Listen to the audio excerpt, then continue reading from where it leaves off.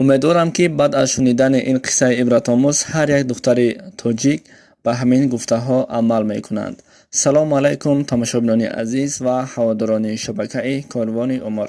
اگر معلوم نشود در زیر ویدیو لایک گذارید و قصه ما را با دقت خوب تا آخر گوش کنید. استاد داخل صنفخانه می شود و می گوید که یک نفر نزد تخته صنف براید. یک دختر دست بالا می کند و می براید. استاد گفت در همین تخته صنف نام 30 نفر را نویس. می نویسد دوگانه، همسایه، خویش و تبار، پدر و مادر.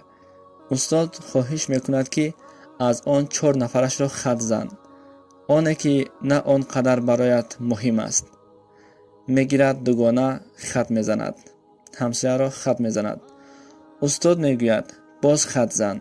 همین طریق در تخته صنف نام 4 نفر می ماند. پدرش، مادرش، شوهرش و فرزندش. استاد می گوید از این 4 نفر 2 نفرش را خط زن. برای شما زنان چقدر سخت است وقتی که گوید پدر و مادر یا که فرزند و شوهر. دختر بسیار دلش پر می شود. استاد می گوید خط زن. این دختر باشد خط می زند. پدر و مادر را خط می زند. می ماند در تخته صنف نام 2 نفر، شوهر و پسرش. همه صنف خاموش بود. استاد می گوید که از این 2 نفر یکیش را خط زن. این دختر گریان می شود. استاد باشد می گفت خط زن. پسرش را خط می زند. می ماند نام یک شوهرش. استاد می گوید گذر رو نشین. پدر و مادر با چه زحمت تو را کلان کرد تو خط زدی.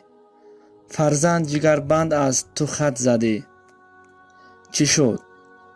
این زن آبی دیده اش را پاک کرده گفت پدر و مادر با امر تقدیر روزه می روند چون سن و سالشان کلان و پیر شدند.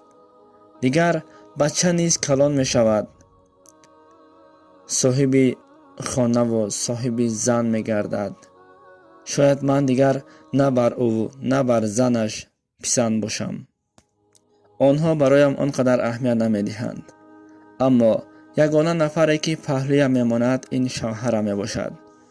شوهر بهترین چیز برای هر یک زن است.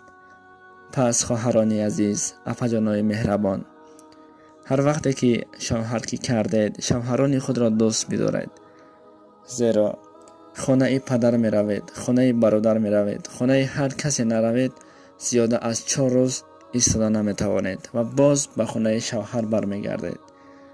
برای همین یگانه شخصی که همه ناز و نوز شما را می بردارد و برای شما همه کار را می کند، برای خوشبختی شما از صبح تا شام کار می کند، برای پیش بردن عائله، این تنها شوهر شما هست.